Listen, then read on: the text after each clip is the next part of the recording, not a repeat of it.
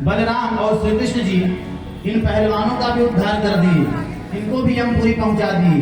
अब देखो जब काल छा जाता है मनुष्य पर तो बड़ा क्रोधित होकर उठा कि अब मैं ही दंड दूंगा। जब कंस उठा तो धरती भी हिल उठी, वहां की धरती डोल उठी और भगवान ने देखते ही देखते कंस को के सर पर एक मुष्टिका से प्रहार किया और कंस का मुकुट गिर गया और भगवान ने उसके केस पकड़कर उसे भी और ऊंचे मंच से रंग भूमि में गिरा दिया। फिर परम स्वतंत्र और सारे विश्व के आश्रय भगवान श्री कृष्ण ने उसके ऊपर स्वयं भगवान श्री कृष्ण कूद पड़े। उनके कूदते ही कंस की मृत्यु हो गई। बोले कृष्ण कन्हैया लाल की जय।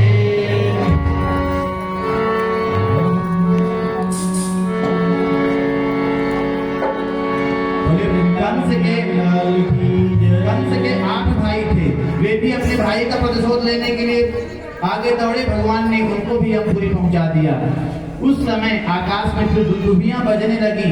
जब पृथ्वी पाप के भार से मुक्त हुई तो सब देवगण भी पृथ्वी की भगवान श्री कृष्ण की स्तुति करने लगे। व्यास नंदन सुखदेव महाराज जी कहते हैं कि आसस्य भगवान लोक भावना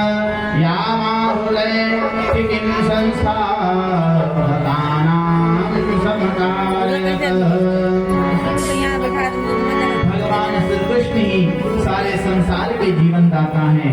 उन्होंने रानियों को ढाढ़स बधाया, सांत्वना दी।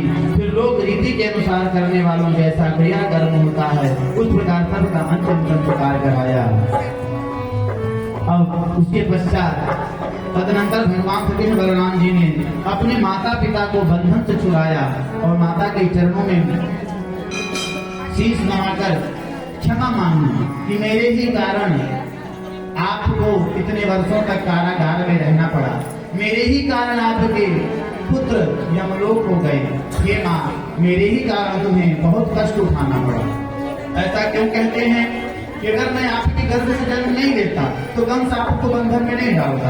अच्छा जैसे देखो भगवान को कंस का उद्धार करना था तो कैसे भी कर सकते थे। आकाशवाणी करने की क्या जरूरत थी कि देवकी का 8वां संतान तुम्हारा काल बनेगा। मैं पहले ही बताया। देखिए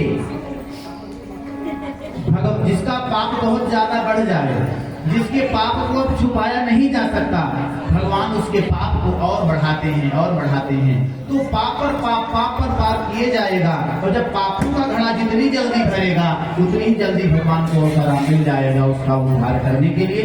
बोले कृष्ण कन्हैया लाल की जय।